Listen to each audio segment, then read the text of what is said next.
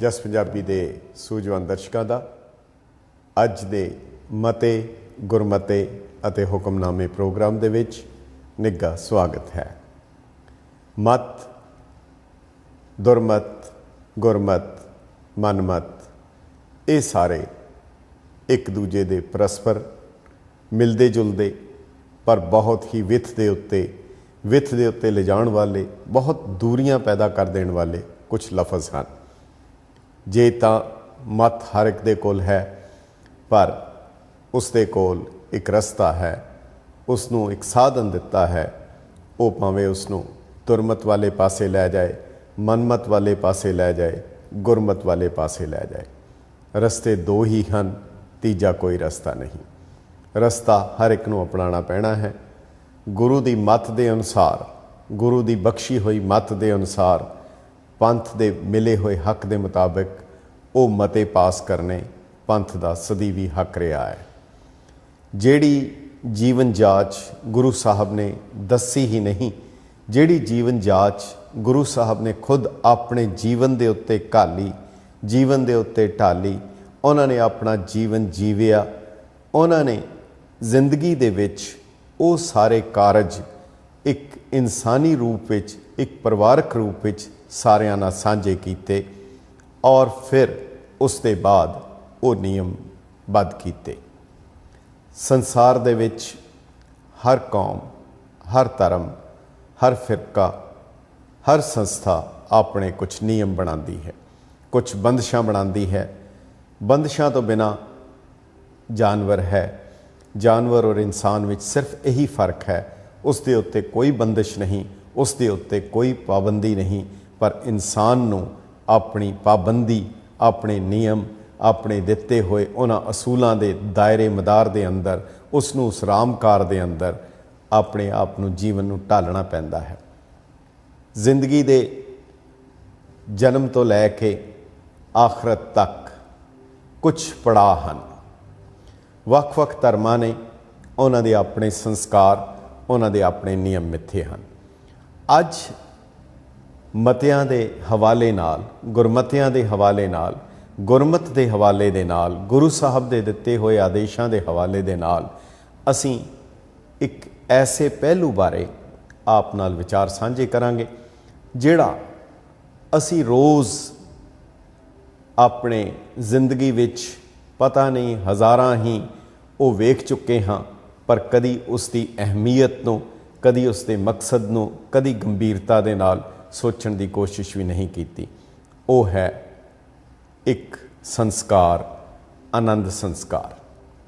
ਆਨੰਦ ਕਾਰਜ ਦਾ ਸੰਸਕਾਰ, ਗੁਰਮਤ ਦਾ ਜਿਹੜੇ 4 ਸੰਸਕਾਰ ਹਨ, ਉਹਨਾਂ ਦੇ ਵਿੱਚੋਂ ਇੱਕ ਬਹੁਤ ਹੀ ਮਹੱਤਵਪੂਰਨ ਔਰ ਅਹਿਮ ਹੈ। ਸਿੱਖ ਦੀ ਜੀਵਨ ਜਾਚ ਦਾ ਇਹ ਇੱਕ ਬਹੁਤ ਹੀ ਅਹਿਮ ਅੰਗ ਹੈ। ਸਿੱਖੀ ਜੀਵਨ ਦਾ ਇੱਕ ਧੁਰਾ ਹੈ। ਸੰਸਾਰ ਦੇ ਨਾਲ ਸੰਬੰਧ ਸਥਾਪਿਤ ਕਰਨ ਦਾ ਇਹ ਇੱਕ ਸਾਧਨ ਹੈ, ਇੱਕ ਜ਼ਰੀਆ ਹੈ। ਹਿੰਦੂ ਫਿਲਾਸਫੀ ਦੇ ਵਿੱਚ 16 ਸੰਸਕਾਰ ਮੰਨੇ ਗਏ ਹਨ, ਪਰ ਗੁਰਮਤ ਔਰ ਸਿੱਖ ਰਹਿਤ ਮਰਿਆਦਾ ਦੇ ਵਿੱਚ 4 ਸੰਸਕਾਰ ਹਨ, ਜਿਨ੍ਹਾਂ ਵਿੱਚੋਂ 3 ਨਿੱਜੀ ਹਨ, ਜੋ ਉਸ ਦੀ ਆਪਣੀ ਜ਼ਿੰਦਗੀ ਦੇ ਨਾਲ, ਸਿੱਖ ਦੀ ਜ਼ਿੰਦਗੀ ਦੇ ਨਾਲ ਤਅਲਕ ਰੱਖਦੇ ਹਨ। ਇੱਕ ਜਮਾਤੀ ਹੈ ਜੋ ਕਿ ਪੰਥਕ ਰਹਿਣੀ ਦਾ ਅੰਗ ਹੈ। ਨਿੱਜੀ ਰਹਿਣੀ ਔਰ ਪੰਥਕ ਰਹਿਣੀ ਸਿੱਖ ਰਹਿਤ ਮਰਿਆਦਾ ਦੇ ਇਹ 2 ਅੰਗ ਹਨ। 3 ਸੰਸਕਾਰ, ਜਨਮ ਸੰਸਕਾਰ, ਆਨੰਦ ਸੰਸਕਾਰ ਅਤੇ ਮ੍ਰਿਤਕ ਸੰਸਕਾਰ, ਇਹ 3 ਉਸ ਦੀ ਨਿੱਜੀ ਰਹਿਣੀ ਦੇ 3 ਅੰਗ ਹਨ। ਔਰ ਜਿਹੜਾ ਚੌਥਾ ਅੰਗ ਹੈ ਉਹ ਹੈ ਪੰਥਕ ਰਹਿਣੀ ਦਾ ਅੰਗ, ਅੰਮ੍ਰਿਤ ਸੰਸਕਾਰ। ਜੇਕਰ ਸਿੱਖ ਨੇ ਗੁਰੂ ਪੰਥ ਦਾ ਅੰਗ ਬਣਨਾ ਹੈ, ਨਹੀਂ ਤਾਂ ਉਹ ਕੱਲਾ ਹੀ ਤੁਰਿਆ ਫਿਰੇਗਾ, ਉਹਦੀ ਆਪਣੀ ਜ਼ਿੰਦਗੀ ਹੀ ਹੋਏਗੀ, ਪੰਥ ਦਾ ਅੰਗ ਨਹੀਂ ਬਣੇਗਾ, ਗੁਰੂ ਪੰਥ ਦਾ ਹਿੱਸਾ ਨਹੀਂ ਖਵਾ ਸਕਦਾ। ਗੁਰੂ ਪੰਥ ਦਾ ਹਿੱਸਾ ਬਣਨ ਲਈ, ਗੁਰੂ ਦਾ ਅੰਗ ਬਣਨ ਲਈ ਉਸ ਨੂੰ ਅੰਮ੍ਰਿਤ ਸੰਸਕਾਰ ਜ਼ਰੂਰੀ ਹੈ। ਇਸ ਕਰਕੇ ਉਸ ਨੂੰ ਪੰਥਕ ਰਹਿਣੀ ਦੇ ਵਿੱਚ ਰੱਖਿਆ ਗਿਆ ਹੈ। ਆਨੰਦ ਸੰਸਕਾਰ ਦੇ ਬਾਰੇ ਵੈਸੇ ਤਾਂ ਬਹੁਤ ਕੁਝ ਕਹਿਣ ਨੂੰ ਜ਼ਰੂਰਤ ਵੀ ਨਹੀਂ ਹੈ। ਗੁਰੂ ਸਾਹਿਬ ਨੇ ਜਿਹੜੀ ਮਰਿਆਦਾ ਦਿੱਤੀ ਔਰ ਜਿਹੜੀਆਂ ਲਾਵਾਂ ਦਾ ਗੁਰੂ ਰਾਮਦਾਸ ਜੀ ਮਹਾਰਾਜ ਨੇ ਕਿਰਪਾ ਕੀਤੀ ਸੂਹੀ ਰਾਗ ਦੇ ਵਿੱਚ ਉਹ ਜਿਹੜੀਆਂ 4 ਲਾਵਾਂ ਉਚਾਰਨ ਕੀਤੀਆਂ, ਸਿਰਫ 2-2 3-3 ਲਾਈਨਾਂ ਦੀ ਉਹਨਾਂ ਦੇ ਵਿੱਚ ਹੀ ਗੁਰੂ ਸਾਹਿਬ ਨੇ 4 ਪੜਾਅ ਦੇ ਵਿੱਚ ਜ਼ਿੰਦਗੀ ਦੇ ਉਹ ਸਾਰੇ ਮਕਸਦ, ਜ਼ਿੰਦਗੀ ਦਾ ਆਦਰਸ਼, ਜ਼ਿੰਦਗੀ ਦਾ ਉਦੇਸ਼ ਉਹਨਾਂ ਨੇ ਨੀਅਤ ਔਰ ਅੰਕਿਤ ਕਰ ਦਿੱਤਾ।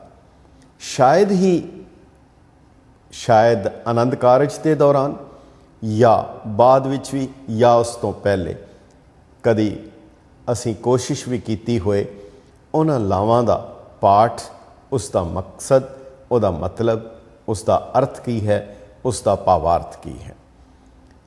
ਜਿਹੜੀ ਜ਼ਿੰਦਗੀ ਦੇ ਨਾਲ ਇਤਨੇ ਪੀढ़े ਤਰੀਕੇ ਦੇ ਨਾਲ ਸਾਡਾ ਤਅਲਕ ਹੈ, ਸੰਬੰਧ ਹੈ, ਉਸ ਦੇ ਬਾਰੇ ਅਸੀਂ ਸ਼ਾਇਦ ਹੀ ਕਦੀ ਵਿਚਾਰ ਕੀਤੀ ਹੋਏ। ਲਾਵਾਂ ਦੀ ਜਿਹੜੀ ਰਚਨਾ ਗੁਰੂ ਰਾਮਦਾਸ ਜੀ ਨੇ ਸੂਹੀ ਰਾਗ ਦੇ ਵਿੱਚ ਕੀਤੀ ਔਰ ਬਹੁਤ ਹੀ ਛੋਟੀ ਜੀ ਇੱਕ ਰਚਨਾ ਹੈ, ਪਰ ਉਸ ਦੇ 4 ਪਦੇ ਹਨ, ਪਰ ਉਹਨਾਂ ਦੇ ਵਿੱਚ ਅਗਰ ਜੇ ਗਹਿਰਾਈ ਦੇ ਨਾਲ ਦੇਖਿਆ ਜਾਏ ਤਾਂ ਜਿਹੜੇ ਰੱਬ ਦੇ ਨਾਲ ਪ੍ਰਣਾਏ ਜਾਣਾ ਹੈ, ਰੱਬ ਦੇ ਨਾਲ ਮਿਲਾਪ ਹੋਣਾ ਹੈ ਔਰ ਸੰਸਾਰਕ ਤੌਰ ਦੇ ਉੱਤੇ ਜੋ ਇਸਤਰੀ ਪੁਰਸ਼ ਦਾ ਜੋ ਮਿਲਾਪ ਹੋਣਾ ਹੈ, ਜੋ ਧਨ ਪਿਰ ਦਾ ਮਿਲਾਪ ਹੋਣਾ ਹੈ, ਉਸ ਦੇ ਬਾਰੇ ਉਹ ਕਿਹੜੇ ਨਿਯਮ ਹਨ। ਜੇਕਰ ਸਿੱਖੀ ਜੀਵਨ ਹੋਏਗਾ ਤਾਂ ਫਿਰ ਸੁਖੀ ਜੀਵਨ ਹੋਏਗਾ। ਸੁਖੀ ਜੀਵਨ ਦਾ ਆਧਾਰ ਉਹਨਾਂ 4 ਅਸੂਲਾਂ ਦੇ ਉੱਤੇ ਟਿਕਿਆ ਹੈ। ਉਹ 4 ਨਿਯਮ ਚਾਰੋਂ ਬੰਦਾਂ ਦੇ ਵਿੱਚ ਇੱਕ ਬੰਦ ਦੇ ਵਿੱਚ ਇੱਕ ਨਿਯਮ ਦਿੱਤਾ ਹੈ। ਜੇਕਰ ਅਸੀਂ ਉਸ ਨੂੰ ਜਿਵੇਂ ਸੰਖੇਪ ਦੇ ਵਿੱਚ ਜਿਸ ਤਰ੍ਹਾਂ ਯਾਦ ਕਰਨ ਲਈ ਕਿਹਾ ਜਾਏ ਤਾਂ ਇੱਕ ਛੋਟਾ ਜਿਹਾ ਲਫ਼ਜ਼ ਹੈ ਪਨੀ ਬੈਸ। ਪਨੀ ਬੈਸ, ਇਸ ਲਫ਼ਜ਼ ਦੇ ਵਿੱਚ ਉਹ ਚਾਰੋਂ ਹੀ ਅੰਗ ਆ ਜਾਂਦੇ ਹਨ। ਜੇਕਰ ਇਹ ਲਫ਼ਜ਼ ਯਾਦ ਹੋ ਜਾਏ ਫਿਰ ਸਾਨੂੰ ਉਸ ਦਾ ਭਾਵਾਰਥ ਸਮਝਣ ਵਿੱਚ ਔਰ ਯਾਦ ਕਰਨ ਵਿੱਚ ਬਹੁਤ ਹੀ ਆਸਾਨੀ ਹੋਏਗੀ। ਪਨੀ ਬੈਸ ਦੇ ਉੱਤੇ ਅਸੀਂ ਅਗਲੇ ਸੈਗਮੈਂਟ ਵਿੱਚ ਗੱਲ ਕਰਾਂਗੇ। ਸਮਾਂ ਹੈ ਇੱਕ ਛੋਟੇ ਜਿਹੇ ਬ੍ਰੇਕ ਦਾ।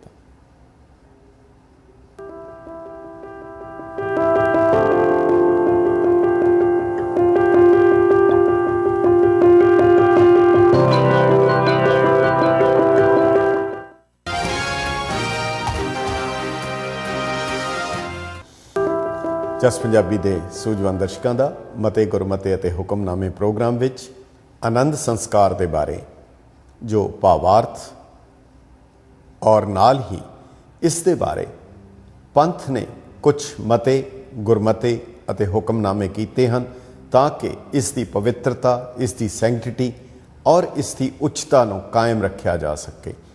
ਇਹਨਾਂ ਨੂੰ ਨਿਯਮਬੱਧ ਕਰਦਿਆਂ ਹੋਇਆਂ ਪੰਥ ਨੇ ਕੁਝ ਹੁਕਮਨਾਮੇ ਜੋ ਪਾਸ ਕੀਤੇ ਉਹ ਅਸੀਂ ਆਪ ਨਾਲ ਅੱਜ ਦੇ ਇਸ ਵਿਚਾਰ ਵਿੱਚ ਸਾਂਝੇ ਕਰਾਂਗੇ ਔਰ ਨਾਲ ਹੀ ਕੋਸ਼ਿਸ਼ ਕਰਾਂਗੇ ਵੱਧ ਤੋਂ ਵੱਧ ਆਪ ਦਾ ਸਮਾਂ ਤਾਂ ਕਿ ਆਪ ਇਸ ਅਹਿਮ ਮਸਲੇ ਜ਼ਿੰਦਗੀ ਦੇ ਜਿਹੜੇ ਸਾਡੇ ਹਰ ਇੱਕ ਦੇ ਜੀਵਨ ਨੂੰ ਪੂਰੀ ਤਰ੍ਹਾਂ ਪ੍ਰਭਾਵਿਤ ਕਰਦਾ ਹੈ ਉਸ ਦੇ ਬਾਰੇ ਤੁਸੀਂ ਆਪਣੇ ਵਿਚਾਰ ਜ਼ਰੂਰ ਦਿਓ।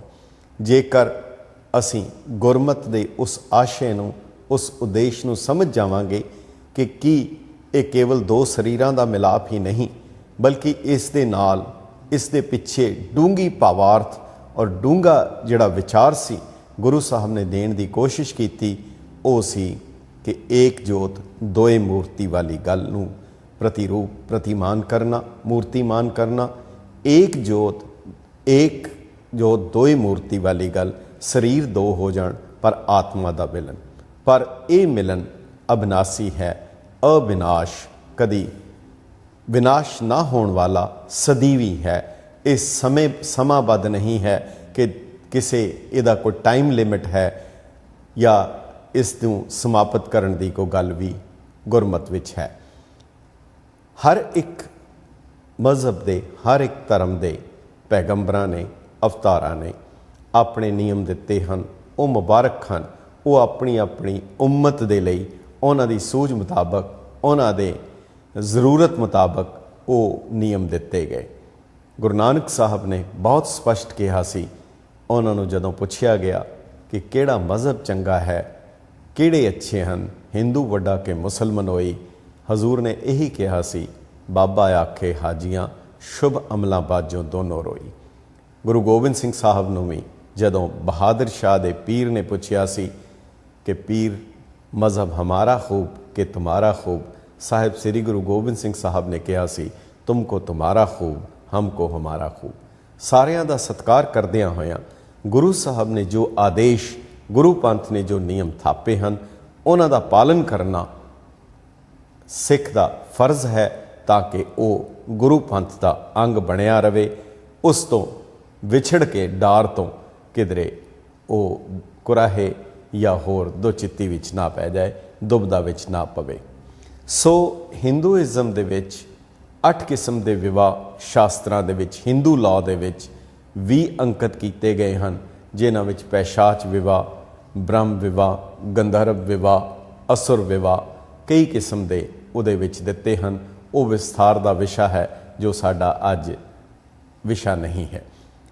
इसी तरीके नाल इस्लाम दे विच भी कई कुछ है, पर हिंदूइज़म और इस्लाम दे दोनों विआह दे कानूनां दे विच, मैरिज लॉ दे विच एक मुढ़ला अंतर है।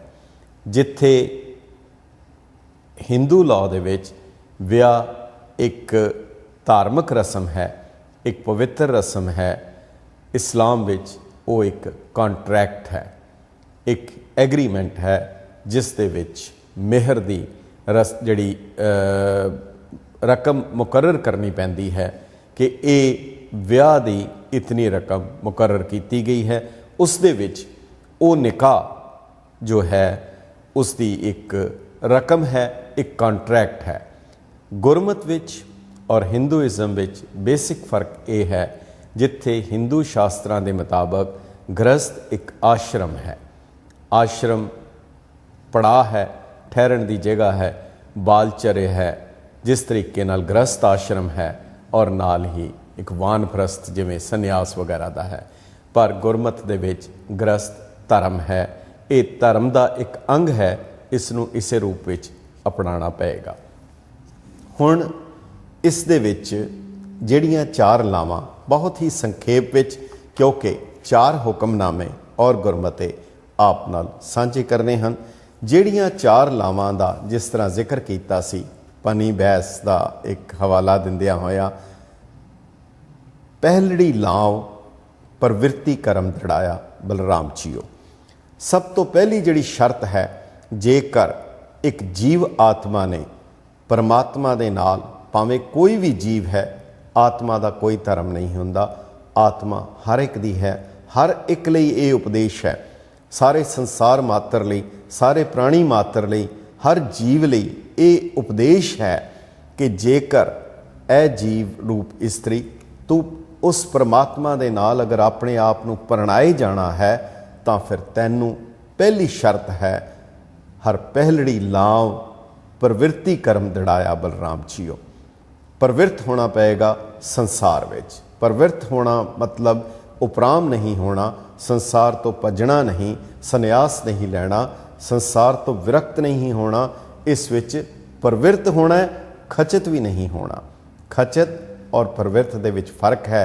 प्रवृत्त होना मतलब हसंदियां, खेडंदियां, पहनंदियां, खावंदियां विचे होवे मुकत। पहली शर्त यही है कि जेकर रब दे नाल प्रणाए जाना है तां प्रवृत्त होने की शर्त जरूरी है। गृहस्थ धर्म नूं अपनाना जरूरी है, जेकर रब दे नाल मिलाप चाहिदा है। ये गुरु साहब दा पहला उपदेश इस्लाम दा। कदी असीं इस दी गंभीरता नूं देखीए और इस नूं लईए। दूसरी इस दे नाल ही जिहड़ी फिर शर्त रखी, बाणी ब्रह्मा वेद धर्म दृढ़ो पाप तजाया बलराम जीओ। धर्म दे ज्ञान नूं, उस परमात्मा दे ब्रह्म ज्ञान नूं, उस परिपूर्ण परमात्मा दे ज्ञान नूं अपना के फिर करना की है, बाणी ब्रह्मा वेद धर्म दृढ़ो। धर्म नूं दृढ़ करना पएगा, धर्म नूं दृढ़ाना पएगा। धर्म की चीज़ हैगी, धर्म केड़ा है? हजूर ने वो गल कही, सर्व धर्म में श्रेष्ठ धर्म हर को नाम जप निर्मल करम। कितना विशाल और सारियां नूं अपने कलावे विच लैंदा है। सब तो उत्तम धर्म है परमात्मा दा नाम और नाम भी कोई लफज नहीं। कहो नानक गुर खोए परम, एको अलो पार ब्रह्म। कोई ਨਾਂ ਨਾਲ भी पकड़ नहीं। अगर परमात्मा ਦੇ ਨਾਲ ਪ੍ਰਣਾਏ ਜਾਣਾ ਹੈ ਤਾਂ ਫਿਰ ਧਰਮ ਨੂੰ ਦ੍ਰਿੜ ਕਰਨਾ ਪੈਣਾ ਹੈ। ਔਰ ਫਿਰ ਧਰਮ ਨੂੰ ਦ੍ਰਿੜ ਕਰਨ ਲਈ ਪਹਿਲੀ ਲਾਮ ਦੇ ਵਿੱਚ ਸ਼ਰਤ ਹੈ ਪਾਪ ਤਜਾਇਆ ਬਲਰਾਮ ਜੀਓ, ਪਾਪ ਨੂੰ ਛੱਡਣਾ ਪੈਣਾ। ਇੱਥੇ ਆਪ ਦੀ ਅਟੈਂਸ਼ਨ, ਆਪ ਦੀ ਨਜ਼ਰ ਜ਼ਰੂਰੀ ਹੈ। ਪਾਪ ਨੂੰ, ਧਰਮ ਨੂੰ ਦ੍ਰਿੜ ਕਰਨ ਲਈ ਪਾਪ ਨੂੰ ਛੱਡਣਾ ਜ਼ਰੂਰੀ ਹੈ। ਪਾਪ ਕੀ ਚੀਜ਼ ਹੈ? ਦੋ ਚੀਜ਼ਾਂ ਹਨ, ਇੱਕ ਪਾਪ ਹੈ, ਇੱਕ ਅਪਰਾਧ ਹੈ। ਕਿਸੇ ਨੂੰ ਮਾਰ ਦੇਣਾ, ਕਿਸੇ ਨੂੰ ਕਤਲ ਕਰ ਦੇਣਾ, ਕਿਸੇ ਨੂੰ ਲੁੱਟ ਲੈਣਾ, ਕਿਸੇ ਦੀ ਇੱਜ਼ਤ ਲੁੱਟ ਲੈਣੀ, ਕਿਸੇ ਦਾ ਹੱਕ ਮਾਰ ਲੈਣਾ, ਇਹ ਕਿਸੇ ਨੂੰ ਮੰਦਾ ਬੋਲ ਦੇਣਾ, ਇਹ ਅਪਰਾਧ ਹੈ। ਅਦਾਲਤ, ਕੋਰਟ, ਸਟੇਟ, ਕਾਨੂੰਨ ਉਸ ਦੇ ਕੋਲ ਸਮਰੱਥਾ ਹੈ ਕਿ ਉਹ ਅਪਰਾਧ ਨੂੰ ਰੋਕ ਸਕਦਾ ਹੈ। ਪਰ ਅਪਰਾਧ ਕਰਨ ਦੀ ਇੱਕ ਪਹਿਲੀ ਅਵਸਥਾ ਹੈ, ਉਹ ਅਵਸਥਾ ਹੈ ਇਹੀ ਕੰਮ ਬੰਦਾ ਆਪਣੇ ਮਨ ਵਿੱਚ ਕਰਦਾ ਹੈ, ਮਨ ਵਿੱਚ ਚਿਤਵਦਾ ਹੈ। ਮਨ ਦੇ ਵਿੱਚ ਕਿਸੇ ਦੀ ਇੱਜ਼ਤ ਲੁੱਟੀ ਜਾਣੀ, ਮਨ ਦੇ ਵਿੱਚ ਕਿਸੇ ਨੂੰ ਕਤਲ ਕਰੀ ਜਾਣਾ, ਮਨ ਦੇ ਵਿੱਚ ਕਿਸੇ ਦੇ ਘਰ ਨੂੰ ਅੱਗ ਲਾਈ ਜਾਣੀ, ਮਨ ਦੇ ਵਿੱਚ ਕਿਸੇ ਦਾ ਬੁਰਾ ਚਿਤਵਣਾ, ਇਹ ਅਪਰਾਧ ਨਹੀਂ ਹੈ। ਇਸ ਦੇ ਉੱਤੇ ਕੋਈ ਕਾਨੂੰਨ ਲਾਗੂ ਨਹੀਂ ਹੁੰਦਾ। ਪਰ ਧਰਮ ਦੇ ਖੇਤਰ ਦੇ ਵਿੱਚ, ਧਰਮ ਦ੍ਰਿੜ ਕਰਨ ਦੇ ਵਿੱਚ ਇਹ ਸਭ ਤੋਂ ਵੱਡੀ ਰੁਕਾਵਟ ਹੈ। ਇਹ ਕਰਮ ਪਾਪ ਕਰਮ ਹੈ। ਜੇਕਰ ਧਰਮ ਦੇ ਉੱਤੇ ਦ੍ਰਿੜ ਹੋਣਾ ਹੈ ਫਿਰ ਪਾਪ ਛੱਡਣਾ ਪਏਗਾ। ਜੋ ਵਿਅਕਤੀ ਪਾਪੀ ਨਹੀਂ ਹੈ ਉਹ ਅਪਰਾਧੀ ਨਹੀਂ ਹੋ ਸਕਦਾ। ਅਗਰ ਅਪਰਾਧ ਰਹਿਤ ਸਮਾਜ ਦੀ ਸਿਰਜਣਾ ਕਰਨੀ ਹੈ ਤਾਂ ਫਿਰ ਪਾਪ ਰਹਿਤ ਸਮਾਜ ਦੀ ਸਿਰਜਣਾ ਜ਼ਰੂਰੀ ਹੈ। ਜੇਕਰ ਜਿਸ ਸਮਾਜ ਵਿੱਚ ਪਾਪ ਨਹੀਂ ਹੋਏਗਾ ਉਸ ਵਿੱਚ ਅਪਰਾਧ ਨਹੀਂ ਹੋਏਗਾ। ਕੰਜ਼ਿਊਮਰਿਜ਼ਮ ਜੋ ਹੈ, ਜੋ ਅੱਜ ਦਾ ਸਾਡਾ ਵਾਤਾਵਰਣ ਹੈ, ਉਹ ਸਾਰਾ ਪਾਪ ਨੂੰ, ਉਸ ਦੇ ਬਾਰੇ ਗੱਲ ਹੀ ਨਹੀਂ ਕਰਦਾ। ਪਹਿਲੇ ਸਕੂਲਾਂ ਵਿੱਚ ਬੱਚਿਆਂ ਨੂੰ ਪੜ੍ਹਾਇਆ ਜਾਂਦਾ ਸੀ ਕਿ ਝੂਠ ਬੋਲਣਾ ਪਾਪ ਹੈ, ਚੋਰੀ ਕਰਨੀ ਪਾਪ ਹੈ। ਹੁਣ ਸ਼ਾਇਦ ਬੱਚਿਆਂ ਦੀਆਂ ਕਿਤਾਬਾਂ 'ਚੋਂ ਇਹ ਲਫ਼ਜ਼ ਗਾਇਬ ਹੀ ਹੋ ਗਿਆ। ਸਿਨ ਦਾ ਕਨਸੈਪਟ ਖਤਮ ਹੀ ਹੋ ਗਿਆ। ਜੇ ਸਿਨਲੈਸ ਸੁਸਾਇਟੀ ਹੋਏਗੀ ਤਾਂ ਕ੍ਰਾਈਮਲੈਸ ਸੁਸਾਇਟੀ ਬਣੇਗੀ।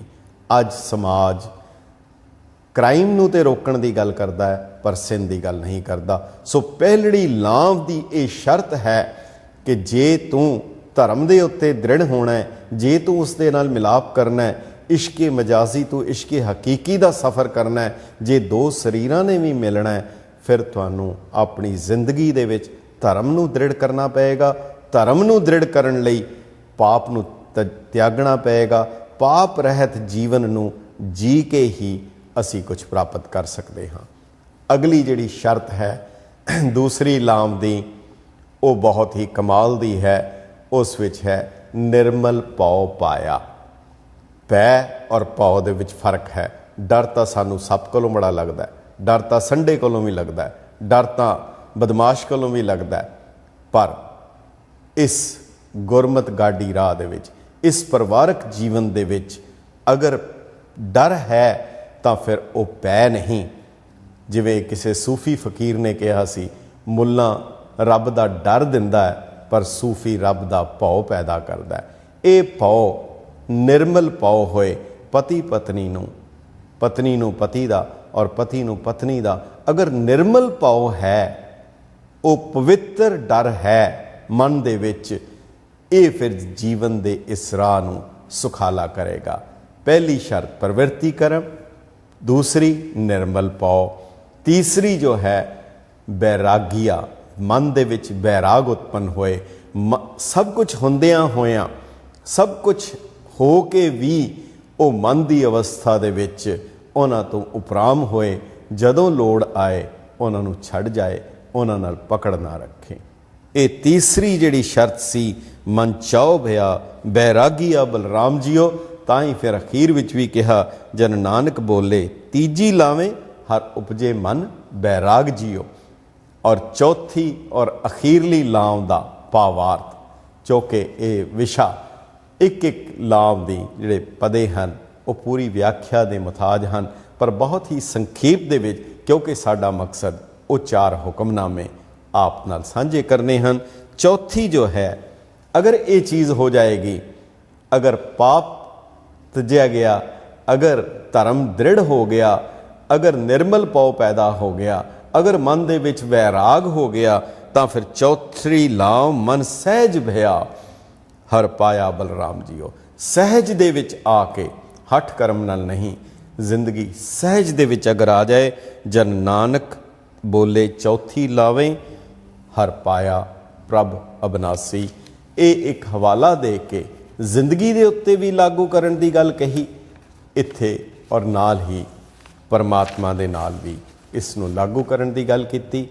हुण असीं एक छोटा जिहा ब्रेक लवांगे और उस दे बाद वो जिहड़े 4 हुक्मनामे हन वो आप नाल, क्योंकि बहुत ही संखेप विच हन, आप नाल साझे करके नाल ही आप दीआं कॉल्स तुसीं सानूं कॉल कर सकते हो 7187865221 दे उत्ते।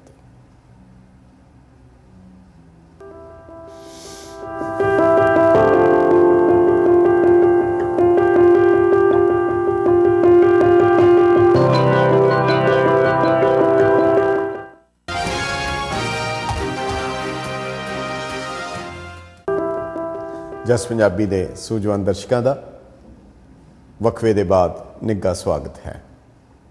असीं आप नाल आनंद कारज के संबंध विच जो गुरु साहब की दिती हुई मर्यादा और उसका बहुत ही संखेप स्नेहा, और हुण असीं आप नाल वो जो कुछ हुक्मनामे और पंथक मते हैं जो इस साडे पूरे प्रोग्राम का मकसद है, वो असीं आप नाल साझे करांगे।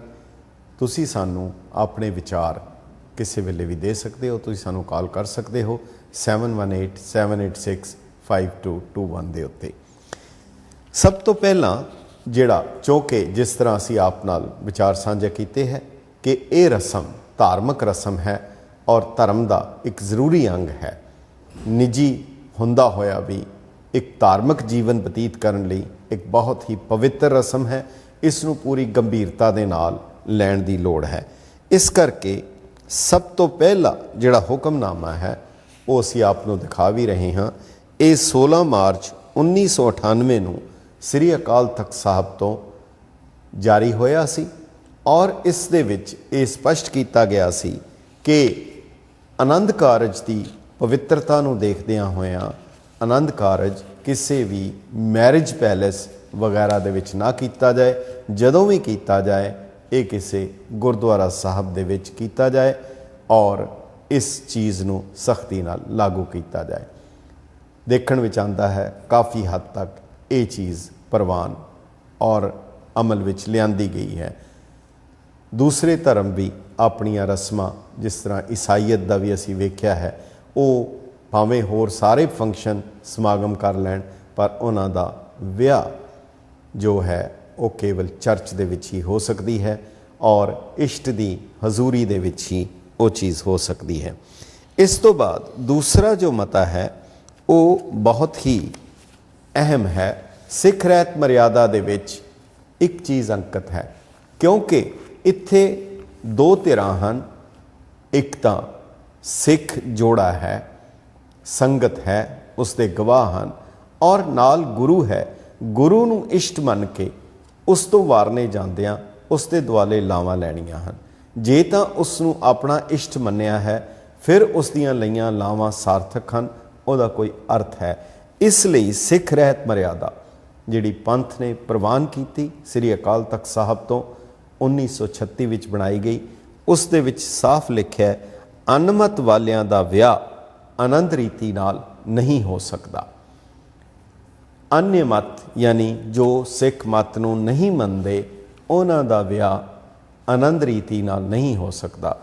आप नूं एक जो पहला सरवर्क है आनंद मैरिज एक्ट का, उहदे विच भी जो तीसरी तस्वीर है उस दे उत्ते भी ये साफ लिखिआ है ये एक्ट बनाया गया है सिख विआह नूं जायज़ करार देण लई। सो इस पिछोकड़ दे विच जिहड़ा मता पास किया गया तो उहदे विच भी यही चीज़ कही गई कि ਸ੍ਰੀ ਅਕਾਲ ਤਖਤ ਸਾਹਿਬ ਤੋਂ 16/8/2007 ਨੂੰ दूसरा हुक्मनामा जो आप देख रहे हो, ਇਹਦੇ ਵਿੱਚ आदेश दिता गया आनंद संस्कार समूह सिख संगतां नूं विदित किया जाता है कि पंथ प्रमाणित रहत मर्यादा अनुसार केवल सिख बच्चे बच्ची का ही गुरमत अनुसार आनंद कारज हो सकता है।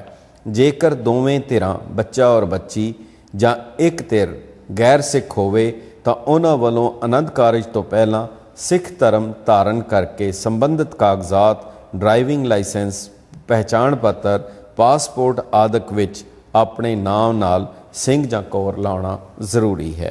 जथेदार जोगिंदर सिंह जथेदार श्री अकाल तख्त साहब, ये 2007 दे विच जो आदेश श्री अकाल तख्त साहब का ये पारित किया गया। इस तो बाद एक होर बहुत ही अहम सी, क्योंकि ये जो आनंद कारज की रस्म पढ़ानी है वो एक ग्रंथी का काम है, क्योंकि धार्मिक तौर के उत्ते उसने गुरु साहब की बिहाफ के उत्ते गुरु की तरफों उसने रस्म पढ़ानी है। इसलिए 1 जनवरी 1950 का एक मता ये बहुत ही महत्वपूर्ण है। महंत कुंडा सिंह जी कोट पाई फिरोजपुर की पत्रिका जिस विच पुछ की गई सी कि की किसी गैर सिख वालों पढ़ाए गए आनंद कारज की रस्म धार्मिक तौर पर जायज़ मनी जा सकती है, पेश हो के प्रवान होया कि गैर सिख आनंद कारज नहीं पढ़ा सकता। केवल एक गीत नहीं है, केवल एक कविता नहीं है कि वो उसका पाठ कर दे या जिसनों मर्जी खड़े करके करा ली जाए। ये बहुत ही एक गंभीर जिहड़ा एक प्रण है, जिंदगी का एक अहम अंग है, और इसकी गंभीरता को दृढ़ करने लई जो आनंद कारज कराने वाला है वो केवल सिख ही करा सकता है, गैर सिख नहीं करा सकता। इस तो इलावा एक सवाल होर पूछा गया, वो ये सी कि की क्योंकि आनंद कारज की रस्म विच दोनों जोड़ा दोनों का हाज़र होना ज़रूरी है, लड़के और लड़की का।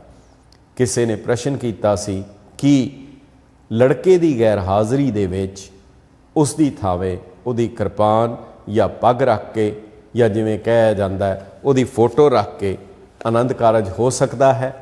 ये सवाल किया गया और 25 मार्च 1949 नूं पंथ वालों इसका फैसला जो दिता गया उस विच कहा गया, एक सिंह वालों भेजिया मामला पेश होया कि किसी सिंह की गैर हाज़री विच उसका आनंद कारज उसकी किरपान या पग रख के किया जा सकता है कि नहीं। इस संबंधी फैसला होया कि आनंद कारज लई सिंह सिंघणी का हाज़र होना जरूरी है, इसलिए किसी सिंह की उसकी गैर हाज़री विच किरपान या पग नाल विआह नहीं किया जा सकता। सो ये कुछ मते सन जिहड़े कि असी आप नाल साझे कीते और उन्हां दा भावार्थ भी किया। तुसी सानू कॉल कर सकते हो 7187865221 दे उत्ते अते इस सबजैक्ट के उत्ते इस विषय ते असी आप नाल अगे गलबात जारी रखांगे। हेलो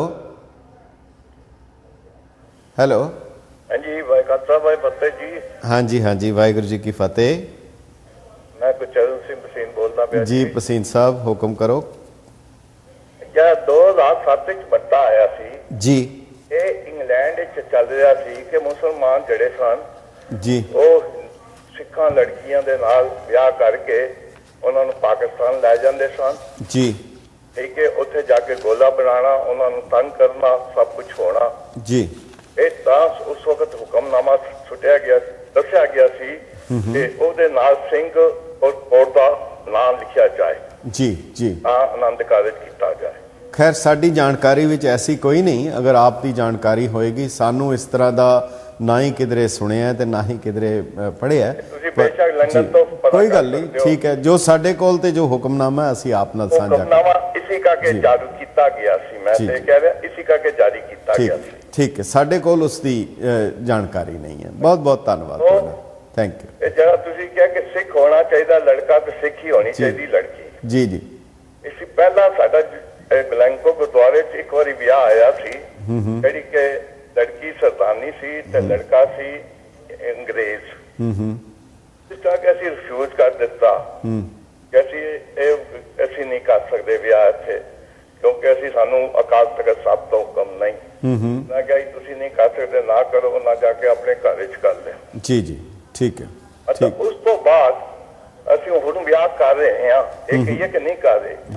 ਕਾਰਨ ਹੈ ਕਿ ਇਹ ਜਿਸ ਵਕਤ ਇੱਕ ਵਿਆਹ ਨਹੀਂ ਹੁੰਦਾ, ਇਹ 2-2 3-3 ਵਿਆਹ ਹੁੰਦੇ ਨੇ। ਜੀ ਕੋਲੋਂ ਪੁੱਛੋ ਤੇ ਜੀ, ਇਹ ਤਾਂ ਸਰਦਾਰ ਤੇ ਸਰਦਾਰਨੀ ਲੜਕੀ ਹੈ ਤਾਂ ਵਿਆਹ ਹੁੰਦਾ ਇੱਕ। ਜੇ ਮੁੰਡਾ ਹਿੰਦੂ ਹੈ ਤੇ ਸਰਦਾਰਨੀ ਲੜਕੀ ਹੈ ਤੇ ਵਿਆਹ ਹੁੰਦੇ 2। ਜੀ ਸਮਝ ਗਏ? ਕਿਉਂਕਿ ਉਹ ਫਿਰ ਆਪਣਾ ਵੀ ਕਰਦੇ ਤੇ ਇੱਥੇ ਆ ਕੇ ਉਹ ਗੁਰੂ ਨਾਨਕ ਸਾਹਿਬ ਦੇ, ਗੁਰੂ ਗ੍ਰੰਥ ਸਾਹਿਬ ਜੀ ਦੇ ਅੱਗੇ ਵੀ ਕਰਦੇ ਤੇ ਉਹ ਬੇਦੀ ਦਾ ਵੀ ਕਰਦੇ ਜੀ। ਠੀਕ, ਚਲੋ ਬਹੁਤ ਬਹੁਤ ਧੰਨਵਾਦ ਤੁਹਾਡਾ। ਤੇ ਅਸੀਂ ਹੋਰ ਕਾਲ ਲੈ ਲਈਏ ਅਗਰ ਇਜਾਜ਼ਤ ਹੁੰਦਾ। ਜਿਸ ਤਰ੍ਹਾਂ ਤੋਂ ਜਾ ਕੇ ਆਪਣੀ ਮੈਰਿਜ ਰਜਿਸਟਰ ਕਰਾਉਂਦੇ ਨਾ, ਉਹ ਅਮਰੀਕਨ ਸਿਸਟਮ ਨਾਲ ਹੋਰ ਹੁੰਦਾ ਜੇ। ਠੀਕ ਹੈ ਜੀ। ਹੈਲੋ ਹੈਲੋ ਹੈਲੋ ਹੈਲੋ, ਹਾਂਜੀ,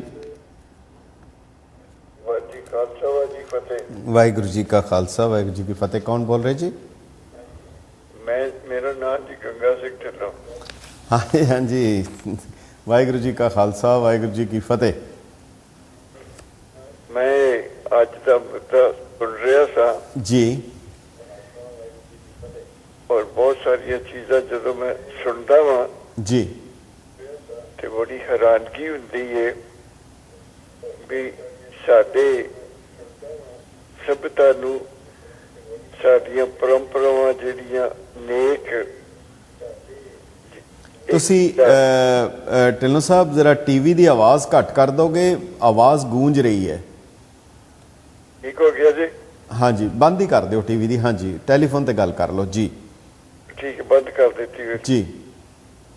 तो मैं देख के हैरान होना हुआ कि ਅਸੀਂ ਬਿਲਕੁਲ ਹੀ ਭੁੱਲ ਗਏ ਹਾਂ ਵੀ ਦਸ਼ਮੇਸ਼ ਪਿਤਾ ਦੇ ਆਪਣੇ ਵਕਤ ਪਿਸ਼ੌਰ ਦੇ ਸਿੱਖ ਸਿੰਘ ਭਾਈ ਜੋਗਾ ਸਿੰਘ ਜੀ, ਤੋਂ ਉਸ ਨੂੰ ਉਸ ਦੀ ਚੌਥੀ ਲੁਆ ਦੇ ਉੱਤੇ ਜੀ, ਦਸ਼ਮੇਸ਼ ਪਿਤਾ ਦਾ ਸੁਨੇਹਾ ਮਿਲਿਆ ਜੀ, ਵੀ ਜੋ ਕੁਝ ਵੀ ਤੂੰ ਕਰਦਾ ਪਿਆ ਹੈ ਇਹ ਛੱਡ ਕੇ ਤੇ ਤੂੰ ਆ ਜਾ। ਸਾਰਾ ਜ਼ੋਰ ਲਾਇਆ ਲੇਕਿਨ ਉਹਨੇ ਨਹੀਂ ਛੱਡਿਆ। ਤੇ ਉਹ ਬਾਕੀ ਦੀ ਲਾਂ ਉਹਦੇ ਜਿਹੜਾ ਪਰਨਾ ਗਲ ਚ ਪਾਇਆ ਸੀ ਉਹਦੇ ਨਾਲ ਉਹਨਾਂ ਨਹੀਂ ਪੂਰੀ ਕੀਤੀ, ਉਹਦਾ ਵਿਆਹ ਨਾ ਹੋਇਆ। ਫਿਰ ਅੱਜ ਕੱਲ ਅਸੀਂ ਵੇਖਦੇ ਹਾਂ ਆ ਜਿਹੜੀ ਹੁਣ ਚੀਜ਼ ਆਈ ਸੀ, ਇੱਕ ਹੁਕਮਨਾਮੇ ਦੀ ਜ਼ਰੂਰਤ ਹੀ ਨਹੀਂ ਸਿੰਘਾਂ ਦੀ, ਭਲੀ ਤਲਵਾਰਾਂ ਨਾਲ ਵੀ ਜਾਂ ਦਸਤਾਰਾਂ ਨਾਲ ਵੀ ਕਿਸੇ ਦੀਆਂ ਸ਼ਾਦੀਆਂ ਹੋਈਆਂ ਨੇ। ਇਹ ਸਵਾਲ ਹੀ ਉੱਠਦਾ ਜਿਹੜਾ ਇੱਕ ਬੜੀ ਹਾਸੋਈ ਦੀ ਗੱਲ ਹੈ। ਔਰ ਸਾਡੇ ਸਾਹਮਣੇ ਇੱਕ ਬੜੀ ਭਾਰੀ ਮਿਸਾਲ ਕਾਇਮ ਹੈ। ਅਸੀਂ ਵੇਖਦੇ ਹਾਂ ਵੀ ਲੜਕਾ ਲੜਕੀ ਆਉਂਦੇ ਨੇ, ਲੜਕੇ ਦਾ ਸਿਰ ਮੁੰਨਿਆ, ਦਾੜੀ ਮੁੰਨੀ ਹੈ, ਲੇਕਿਨ ਦਸਤਾਰ ਉਹਨੇ ਬੱਧੀ ਹੁੰਦੀ ਹੈ ਤੇ ਸ੍ਰੀ ਸਾਹਿਬ ਆਤੀ ਹੁੰਦੀ ਹੈ। ਤੇ ਗੁਰੂ ਮਹਾਰਾਜ ਦੀ ਹਜ਼ੂਰੀ ਚ ਜਿਸ ਸਿੰਘ ਨੇ ਆਨੰਦ ਕਾਰਜ ਕਰਨਾ ਹੈ, ਸਾਡਾ ਗਿਆਨੀ, ਉਹ ਸਵਾਲ ਕਰਦਾ ਹੈ ਵੀ ਮੈਂ ਬੀਬੀ ਤੇ ਲੜਕੇ ਨੂੰ ਪੁੱਛਣਾ ਵੀ ਉਹਨਾਂ ਨੇ ਅੰਮ੍ਰਿਤ ਛਕਿਆ ਹੋਇਆ ਜੀ, ਸਾਹਮਣੇ ਪਤਾ ਵੀ ਮੋਨਾ ਹੈ ਜੀ, ਸਾਹਮਣੇ ਪਤਾ ਵੀ ਦਾੜੀ ਬੰਨੀ ਹੋਈ ਹੈ ਜੀ, ਜੀ, ਪਰ ਉਹ ਪੁੱਛਦਾ ਵੀ ਤੁਸੀਂ ਅੰਮ੍ਰਿਤ ਛਕਿਆ ਹੋਇਆ ਜੀ, ਤੇ ਫਿਰ ਆਪੇ ਜਵਾਬ ਜੇ ਨਹੀਂ ਛਕਿਆ ਤੇ ਤੁਸੀਂ ਵਾਅਦਾ ਵੀ ਅੰਮ੍ਰਿਤ ਛਕ ਦੋਗੇ। ਠੀਕ ਹੈ ਢਿੱਲੋਂ ਸਾਹਿਬ, ਇਜਾਜ਼ਤ ਹੈ, ਹੋਰ ਕਾਲ ਲੈ ਲਈਏ ਅਗਰ ਇੱਕ ਸਮਾਂ ਬ੍ਰੇਕ ਦਾ।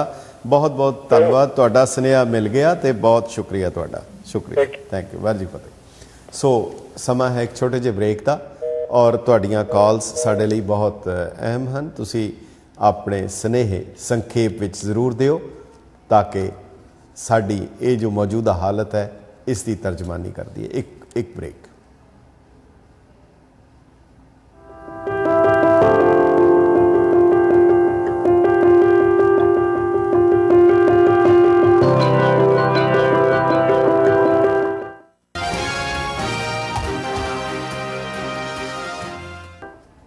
ਜਸ ਪੰਜਾਬੀ ਦੇ ਸੂਝਵਾਨ ਦਰਸ਼ਕਾਂ ਦਾ ਵਕਫੇ ਦੇ ਬਾਅਦ ਨਿੱਘਾ ਸਵਾਗਤ ਹੈ।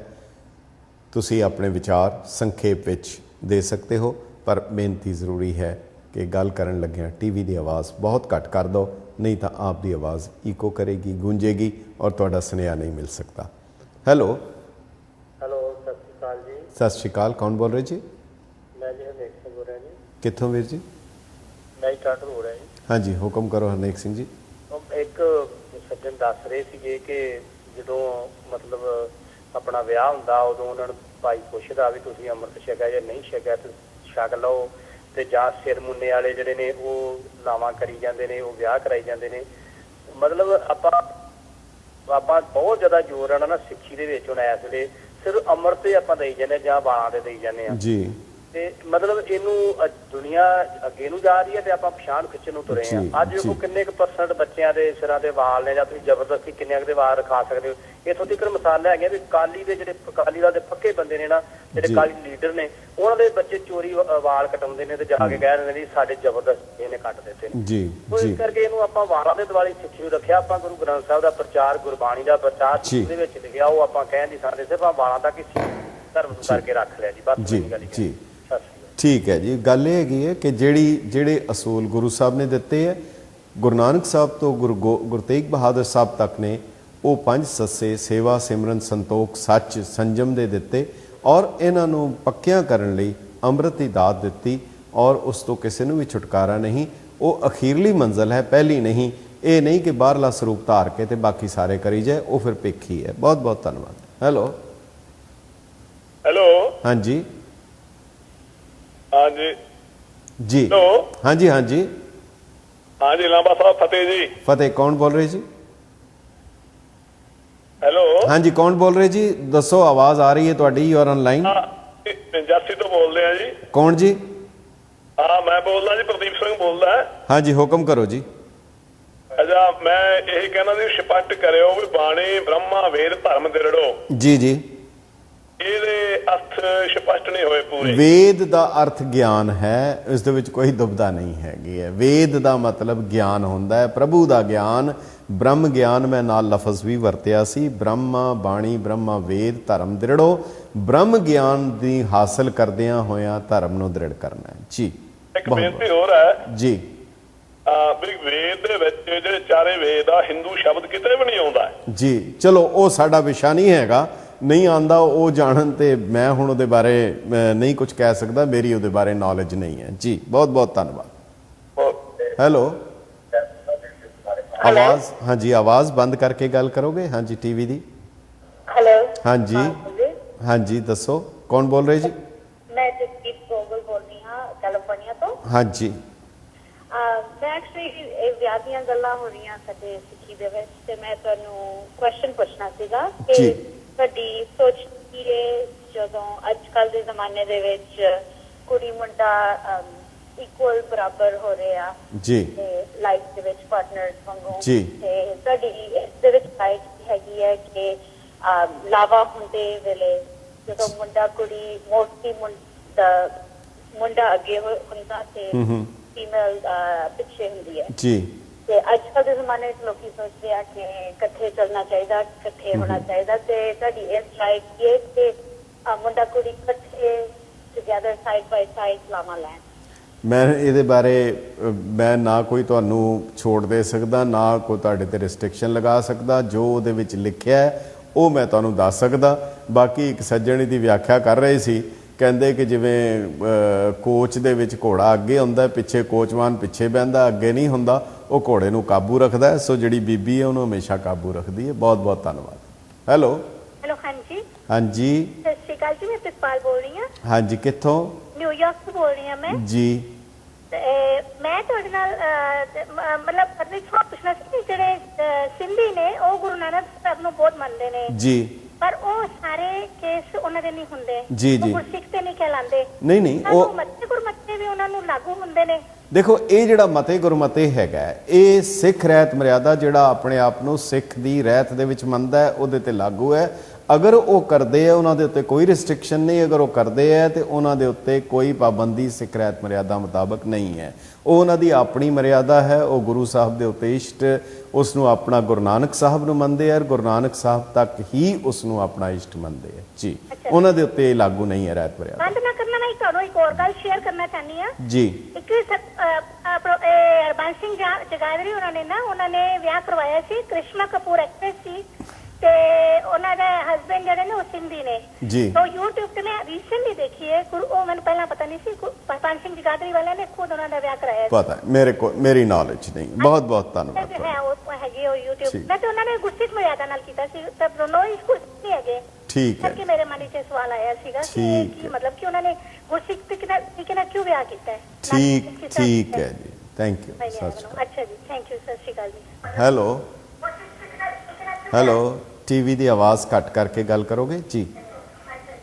ਹੈਲੋ ਹਾਂਜੀ ਹਾਂਜੀ ਕੌਣ? ਖਾਲਸਾ ਵਾਹਿਗੁਰੂ ਜੀ ਕੀ ਫਤਿਹ ਜੀ। ਵਾਹਿਗੁਰੂ ਜੀ ਕੀ ਫਤਿਹ। ਕੌਣ ਬੋਲ ਰਹੇ ਜੀ? ਮੈਂ ਗੁਰਬਖਸ਼ ਬੋਲਦਾ ਜੀ, ਵਰਜੀਨੀਆ ਤੋਂ।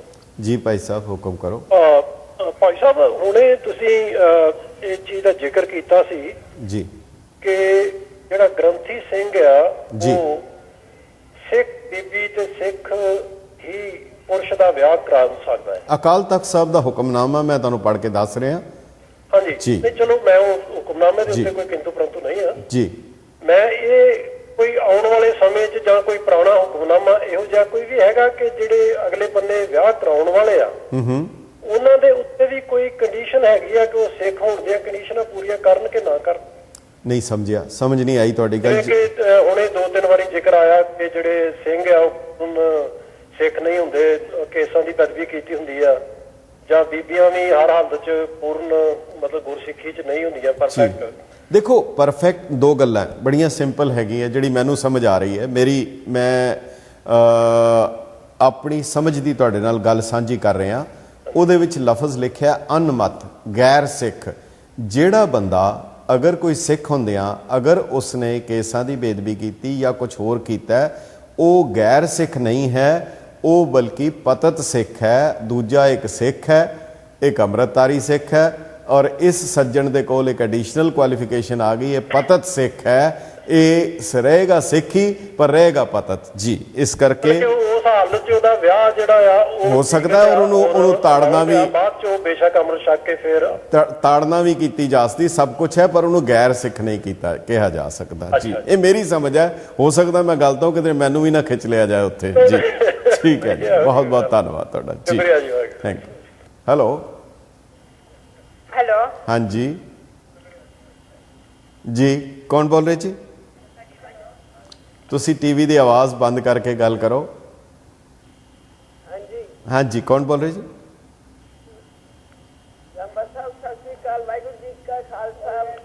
ਵਾਹਿਗੁਰੂ ਜੀ ਕੀ ਫਤਿਹ। ਕੌਣ ਬੋਲ ਰਹੇ ਜੀ? ਮੈਂ ਵਰਜੀਨੀਆ ਤੋਂ ਬੋਲ ਰਹੀ ਹਾਂ ਜੀ, ਬਲਦੇਵ ਕੌਰ। ਹਾਂਜੀ ਹਾਂਜੀ ਬੀਬੀ ਜੀ। ਮੈਂ ਵਿਸ਼ਾ ਤਾਂ ਤੁਹਾਡੇ ਵਾਲਾ ਨਹੀਂ, ਮੇਰਾ ਹੋਰ ਹੈਗਾ, ਪਰ ਮੇਰੀ ਇਹ ਰਿਕੁਐਸਟ ਹੈ ਕਿ ਜੇ ਮੈਂ ਗਲਤੀ ਤੇ ਹੋਵਾਂ ਤੇ ਖਿਮਾ ਦੇਣੀ, ਤੇ ਜੇ ਮੇਰੀ ਗੱਲ ਨੂੰ ਠੀਕ ਲੱਗੇ ਤੇ ਤੁਸੀਂ ਸਮਝ ਲੈਣਾ ਜੀ। ਤੇ ਮੈਂ ਇਹ ਕਹਿਣਾ ਚਾਹੁੰਦੀ ਹਾਂ ਕਿ ਜਿੰਨੇ ਆਪਣੇ ਦਰਬਾਰ ਸਾਹਿਬ ਦੇ ਹੈੱਡ ਗ੍ਰੰਥੀ ਰਾਗੀ ਸਾਹਿਬ ਜਿੰਨੇ ਵੀ ਹੈ ਨੇ, ਇਹ ਜਿਹੜਾ ਆਪਾਂ ਨੂੰ ਸਿਰੋਪਾ ਮਿਲਦਾ ਹੈ, ਗੱਲ 'ਚ ਪੱਲਾ ਪਾਉਣ ਵਾਸਤੇ ਮਿਲਦਾ ਹੈ, ਇਹ ਕੀ ਮਹੱਤਤਾ ਰੱਖਦਾ ਹੈ? ਸਿਰੋਪਾਓ ਦੇ ਉੱਤੇ ਅਸੀਂ ਸੁੱਚੀ ਚੀਜ਼ ਹੈ ਜੀ, ਇਸ ਨੂੰ ਆਪਾਂ ਸੁੱਚਿਆ ਰੱਖਣਾ ਹੈ ਜੀ ਜੀ ਜੀ ਰੱਖਣਾ ਇਸ ਕਰਕੇ ਕਿ ਇਸ ਮਹਾਰਾਜ ਦੀ ਸਾਬਿਆ ਬੈਠੇ ਹੋਏ ਆ ਹੈੱਡ ਗ੍ਰੰਥੀ ਸਾਹਿਬ, ਉਹਨਾਂ ਨੇ ਨੱਕ ਪੂੰਝ ਲਿਆ, ਦਾੜਾ ਸਾਫ਼ ਕਰ ਲਿਆ, ਅੱਖਾਂ ਪੂੰਝ ਲਈਆਂ, ਉਸੇ ਨਾਲ ਲਾਊਡ ਸਪੀਕਰ ਫੜ ਲਿਆ। ਉਹ ਦੇਖੋ ਚੌਰ ਸਾਹਿਬ ਨਾਲ ਲੱਗਦਾ ਹੈ, ਮੰਜੀ ਸਾਹਿਬ ਨਾਲ ਲੱਗਦਾ ਹੈ, ਤੇ ਉਹ ਆਪਾਂ ਹਲਵਾਈਆਂ ਵਾਲਾ ਪੁਨਾ ਨਾ ਬਣਾ ਲਈਏ। ਮੈਂ ਸਮਝ ਗਿਆ। ਠੀਕ ਹੈ। ਭਰੋਸਾ ਇਹ ਰੱਖੇ ਕਿ ਉਹ ਸੱਚੀ ਤੇ ਸੁੱਚੀ ਚੀਜ਼ ਹੈ। ਜੀ ਜੀ ਜੀ। ਤੇ ਉਹਨਾਂ ਨੂੰ ਇਹ ਮੇਰੀ ਵੱਲੋਂ ਰਿਕੁਐਸਟ ਹੈ ਕਿ ਉਹ ਕਹੋ ਕਿ ਜੱਬਾਂ ਦੋ ਚੋਲੀਆਂ ਨੂੰ ਲੱਗੀਆਂ ਚ ਰਮਾਲ ਰੱਖੇ, ਤਾਂ ਕਿ ਇਸ ਪੱਲੇ ਦੇ ਨਾਲ ਦੇਖੋ ਕੋਈ ਪਾਦਰੀ ਦੇਖੋ ਉਹਨਾਂ ਦੇ ਕਿੰਨੇ ਲਿਸ਼ਕਲੇ ਪੱਲੇ ਨੇ, ਆਪਣੇ ਕੁੱਲ ਆਲਮ ਦੇਖਦਾ, ਇਹਨਾਂ ਨੂੰ ਦਰਸ਼ਨ ਕਰਦਾ ਹੈ। ਬੜੀ ਚੀਜ਼ ਗਲਤ ਹੁੰਦੀ ਹੈ। ਠੀਕ ਹੈ, ਤੁਹਾਡੀ ਆਵਾਜ਼ ਉਹਨਾਂ ਤੱਕ ਪਹੁੰਚ ਰਹੀ ਹੈ। ਸਿਰੋਂ ਪਾਓ, ਸਿਰ ਤੋਂ ਲੈ ਕੇ ਪੈਰ ਤੱਕ ਬਖਸ਼ਿਸ਼ ਨੂੰ ਸਿਰੋਂ ਪਾਓ ਕਿਹਾ ਜਾਂਦਾ ਹੈ। ਬਾਕੀ ਜਿਹੜਾ ਉਹ ਗ੍ਰੰਥੀ ਸਿੰਘਾਂ ਨੇ ਜਿਹੜਾ ਗਲ 'ਚ ਪਾਇਆ ਹੁੰਦਾ ਉਹ ਸਿਰੋਂ ਪਾਓ ਨਹੀਂ ਹੁੰਦਾ, ਉਹ ਹਜ਼ੂਰੀਆ ਹੁੰਦਾ, ਉਸ ਨੂੰ ਹਜ਼ੂਰੀਆ ਕਿਹਾ ਜਾਂਦਾ ਹੈ। ਜਿਹੜਾ ਗਲ ਦੇ ਵਿੱਚ ਪੱਲਾ ਹੈ ਉਹ ਪੱਲੇ ਔਰ ਸਿਰੋਂ ਪਾਓ 'ਚ ਫਰਕ ਹੈ, ਪਰ पर फिर भी तुहाडा सुनेहा किसी भी चीज़ का सत्कार जरूरी है और वो भावना जिहड़ी है वो कायम रखनी चाहिए है। सो अज का ये प्रोग्राम बहुत ही गंभीर विषय सी, पर जो हुक्म है, जो हुक्मनामे है, जो मर्यादा है, असी तो आप नाल सांझी कर सकते हाँ। असी उस दे विच तब्दीली नहीं दे कर सकते, ना ही कोई छूट दे सकते हाँ, ना ही कोई इस दे उत्ते होर सख्ती कर सकते हाँ। जो है सो वो आप तक सांझी करनी है। आपनूं ये प्रोग्राम किद्दां दा लगा तुसीं जरूर सानू info@justpunjabi.com lamba@justpunjabi.com दे उत्ते सानू जरूर ईमेल करो। और अगले मंगलवार नूं इसे वेले 8:30 बजे ईस्टर्न टाइम एक होर प्रोग्राम लैके हाज़र होवांगे। तद तक इजाज़त दो। वाहिगुरू जी का खालसा, वाहिगुरू जी की फतेह।